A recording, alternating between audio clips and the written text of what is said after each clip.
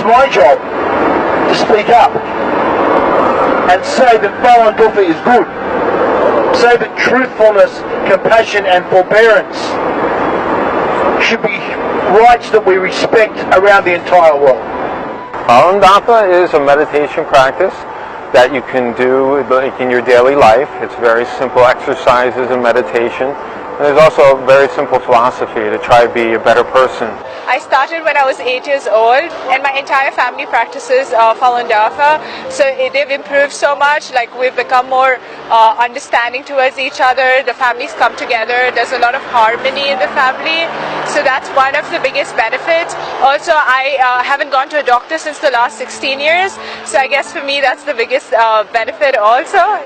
From my experience, I became more of a positive person as well as more happy and well-balanced person, I think. You know, it's really a what we call mind-body practice, and that's very popular in the West now. I had a back injury, and after practicing very quickly, I got so much better. You know, not just physically but mentally as well. My outlook on life changed dramatically, so it's been quite an amazing journey so far. Falun Dafa gave me something to work on me, that I get more disciplined in my things in a positive way. I think everybody can benefit, yes, for sure. I mean, it doesn't matter which walk of life, which job you have family, you're young, you're old. This is banned in China, which is utterly ridiculous. This makes people's lives so much better, and I'm going to do it myself.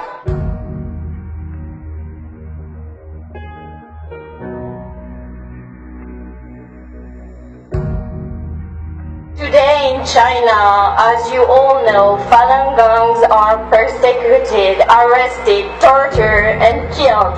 The government launched a nationwide persecution to eradicate the traditional and peaceful spiritual practice of Falun Gong.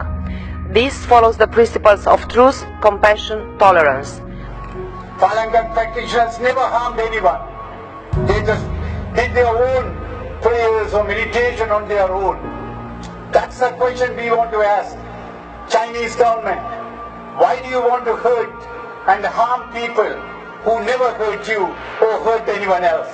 The reason why the system can treat Falun Gong so inhumanely is the dehumanization, the depersonalization, the marginalization through this propaganda and repression against Falun Gong. Even within this quite straightforward resolution, there are still problems, because the absolute deluge of propaganda from the regime in Beijing, vilifying Falun Gong as some sort of extremist cult. Now, I've met, as I said, hundreds of members of Falun Gong. It is not a sect, it is not a cult, there is no money involved, there is no brainwashing. All the normal characteristics of a cult simply don't exist. These are people who practice their spiritual exercises on their own. And yet, as I said, because between 70 and 100 million people in 1999 were practicing Falun Gong, this was seen by Jiang Zemin, then the leader of the Communist Party, as a threat to his own position. It wasn't, of course, but he saw the opportunity of creating an enemy within. Just as during the war, the Nazis singled out the Jews as a special characteristic and did what they did to the Jews. The same is happening today to Falun Gong in China. That is why it is genocide. That's why I say it's so serious. There's no evidence that Falun Gong is a cult of any sort. There's no evidence of political action to try and bring down the Chinese government. There's no evidence of anything other than a deep desire to be left alone to practice their spiritual beliefs in peace and to not be locked up and murdered.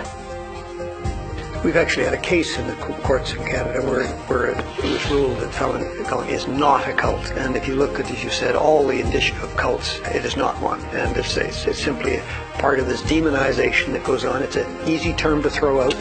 David and I have met Falun Gong practitioners in probably 50 countries. Or even more, maybe. Okay.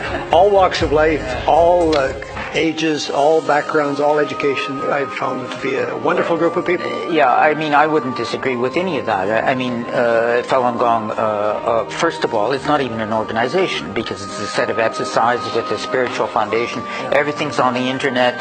You don't pay anything. You don't sign up to anything. You can start whenever you want. You can stop with it whenever you want. You don't even have to tell anybody you're doing it. Their principles are very simple and ethical. And I mean, all of that is true. I think the Falun Gong movement is one that is based on spirituality and peace, and that ultimately should be able to thrive without being oppressed by governments. Well, our voice continues to be strong on behalf of not just Falun Gong practitioners, but anyone who aspires to freedom and respect for human rights in China or anywhere in the world. And we condemn the continued oppression. We condemn the continued crackdown, which has been going on for a very long time. And we continue to let them know that we're on their side and we'll continue to raise their issue and not allow the world to forget it. We will not rest until the situation with regard to justice for Falun Gong is secured. And to the government and the leadership of the People's Republic of China, we urge you that in the 21st century, it's time to join the global community that respects the rule of law and understands the basic requirement of the respect for human rights for all, and to end the oppression of Falun Dafa and Falun Gong.